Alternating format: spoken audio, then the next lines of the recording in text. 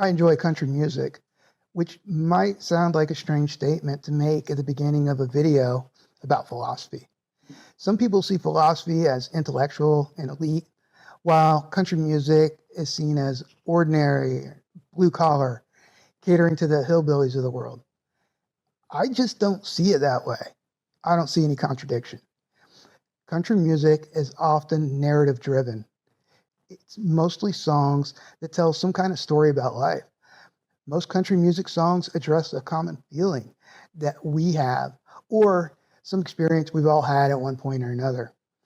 If you paid any attention to my writing, my videos, or trainings, then you could probably see why I proudly say that my take on Stoicism is basically the country music version of philosophy. I like to keep it real, grounded, about common life issues and problems everybody has. If it can't be understood by the newest rookie, or if it can't be practiced on the streets, then I just don't present it. Everything must be both useful and relatable. Speaking of useful and relatable, let's visit the crossroads of country music, Stoic philosophy, and law enforcement. One place where all three things come together is experiencing trauma, and more importantly, getting over it. If you're in law enforcement, experiencing trauma is an old song that you know by heart. The longer you're in the game, the more you experience it. If you're anything like me, then a lot of your trauma is location-based. Where my non-cop friends and family see a convenience store, I see a place where I got somebody's blood in my eyes and I was worried about catching a disease for weeks. Where they see a stretch of road where traffic sometimes gets a little bit heavy, I see the burnt asphalt where I tried to save 6 people, I tried to save 6 lives, and I failed 5 times. I see a man burning while trapped in a car. I drive past that spot every single day. Where they see a modern police department, meeting rooms, offices, stuff like that, I see a place where I've been betrayed, where I've been backstabbed by people I thought were friends. Where they see a CVS, I see a place where I fought for my life, and the place where I got this persistent pain in my neck. They see an apartment complex. I see the horrified face of a sexual battery victim. They see a suburban yard. I see the death notification that did not go well. They see a parking lot, and I see the place where I almost pulled the trigger again. I'll stop there. The list is extensive. I could easily do 100 bullet points connecting locations to bad days and hurtful experiences. You get the point, and you can probably do the same thing with your city. If you live in a city where you work in, just like I do, then you probably have this experience every single day of your life. So I'm listening to one of my favorite country music artists. His name is Sam Hunt. And I'm driving down the road, driving past one of these trauma locations that I just talked about.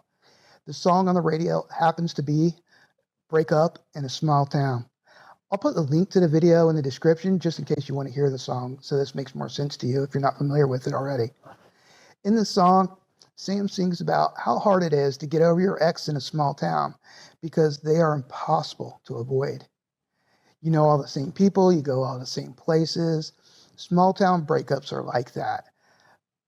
Obviously, if you don't have to see that person all the time, it would be a lot easier to forget and move on. Now you can probably see where I'm going with this. The connection I made between this idea that Sam sings about in the song and the locations where I've experienced trauma in my own small town. In the song, Sam comes to a conclusion, a remedy for the problem of seeing his ex everywhere in the small town. The lyrics go like this. But there's only so many streets and so many lights. I swear it's like I can't even leave my house. I should have known all along, you got to move or move on when you break up in a small town. His solution is straightforward and not really a bad bit of philosophy.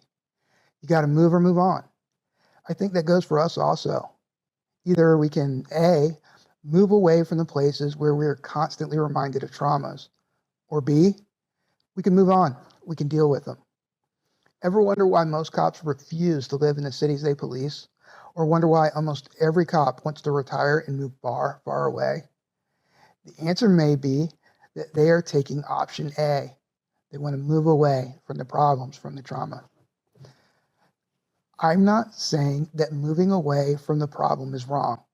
And if that's your solution, you have to do what's best for you in your life. But that solution isn't realistic for many of us who are pretty much locked into 25, 30-year careers. That only leaves us with option B, moving on.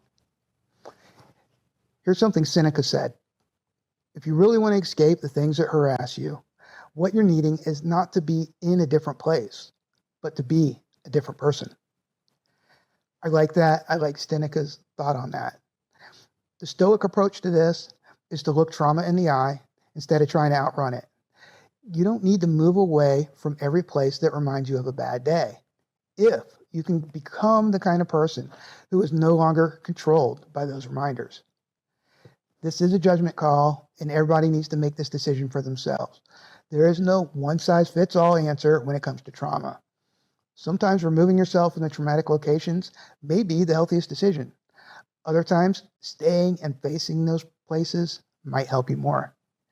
I think it's important to remember that the trauma doesn't actually live at the location. It lives in your mind, which means wherever you go, it comes right along with you. For me, I'm taking the Stoic path. That means largely I'm using logic to overcome emotion. I will go to those traumatic locations and I'll sit with the discomfort that they bring. I'll remind myself that the location isn't actually the problem. For me, the repeated exposure helps. The more time I spend at these locations and the more the traumatic thing doesn't happen again, the more evidence I build up. It builds up in my own mind that it's all going to be okay. For me, the more agency I take, the better I feel. The more I face it, the more confident I feel. I'm in the driver's seat and trauma is just an annoying passenger. For me, using trauma as fuel to become stronger and more resilient helps out a lot.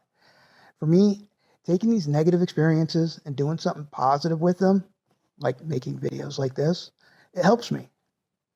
And you'll know, I have been very careful to say this whole time, for me, my opinion, before I suggest any course of action.